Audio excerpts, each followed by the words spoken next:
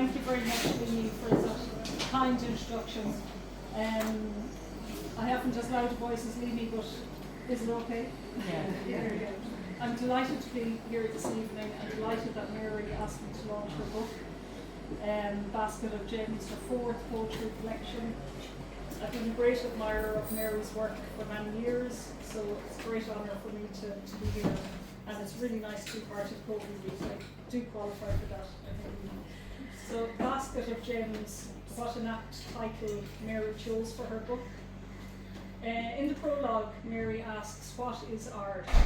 And to paraphrase, she states that all authentic art stirs the soul, that truth is not relative, and that a world without insight leads to a world in which power and greed is sought.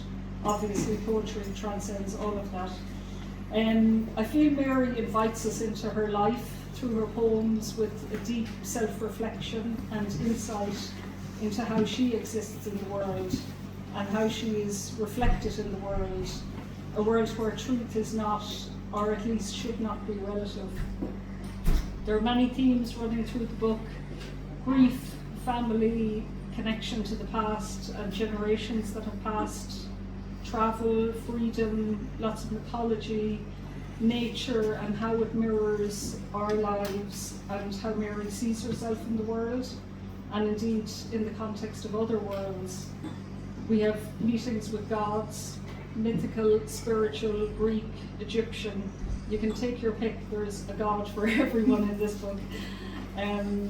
Mary's poem Bipolarity shows us the depth of her self-reflection, and the powerful line, I go so low, I can hear the flowers grow, is stunning. And even when things are hard, this image is so beautiful. Mary uses a much lighter, brighter image than would have been used by a less accomplished poet. Family and community are in so many, they exist in so many of these poems.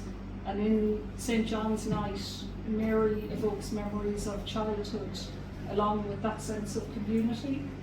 After building the bonfire on the beach, she writes, and on St. John's Night, we proudly set it all alight, eat half-cooked sausages and cold beans with joy now rarely seen. And when I read the line about the half-cooked sausages, I was immediately transported back. We might have been at the same bonfire. Mary's keen sense of self is evident in the poem Alignment, in which we have Imago, the unconscious that is fully aware of self at all stages. And Mary talks of going through stages with the analogy of a caterpillar, through chrysalis and then onto a butterfly, with the beautiful line, now I fly, my wings bright with a beauty from sadness wrought. We meet the me's in the poem, and Mary ends it beautifully with the lines, so all the me's are one, and I am every me, and my soul accepts this democracy. In the poem The Black Door, we have the search for knowledge, a desire to make connections, a strength to overcome, and to align all the different versions of ourselves, or the me's, as Mary puts it so well. And there's also an exhilarating sense of being unshackled, as there is in the poem Mustang. And the idea of being unshackled is prevalent in the book, liberation, freedom, and rebirth. And similarly, there's also a sense of being shackled in the best possible way to memories of the past and to those who have gone, and using them as an anchor as life is navigated. Mary pays great respect to her father's passing in this book. The Language of Birds is a special poem. The opening lines striking. Numb, unheard, spent, done, listening to the language of birds, sipping hot tea, mining for magic and mundanity, hearing only the language of birds.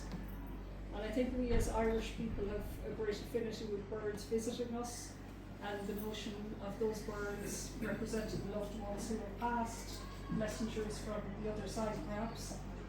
And Mary finishes the poem with a beautiful line, if only I could decipher their words, I'm sure that the answer is with the birds. It's very beautiful. In the poem Losing Your Father, we have that title line, losing your father repeated, and it's used almost as a mantra. It occurs 5 times throughout the poem, and somehow these 3 words seem to evoke a shock each time for me.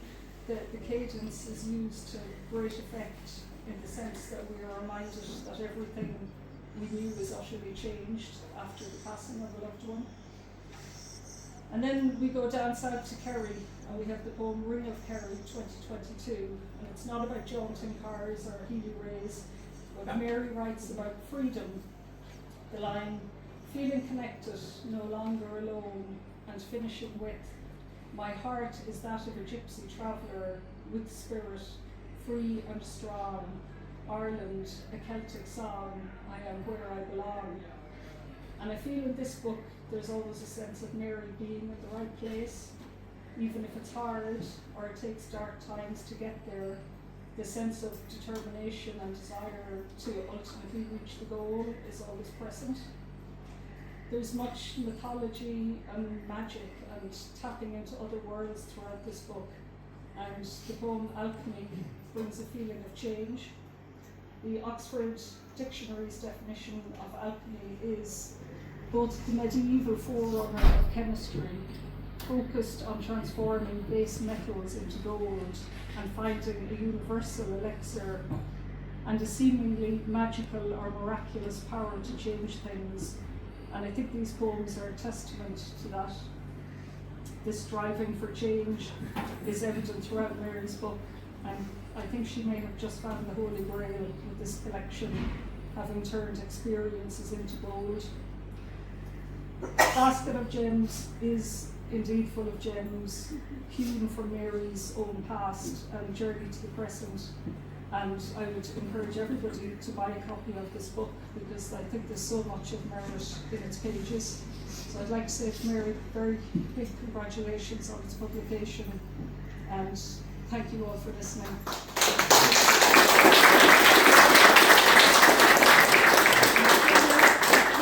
So Mary has asked me to read one of her poems, and I chose Canopy of Dreams because I love it and I love Yeats, and it mentions one of my favourite poems, references one of my favourite poems, He Wishes for the Thoughts of Heaven. This is called Canopy of Dreams. Tread softly, for you tread upon my dreams, says Yeats. I say, tiptoe through the trees, to greet me where the water flows, and never let me go. Walk with me through ash and beach, and always within reach.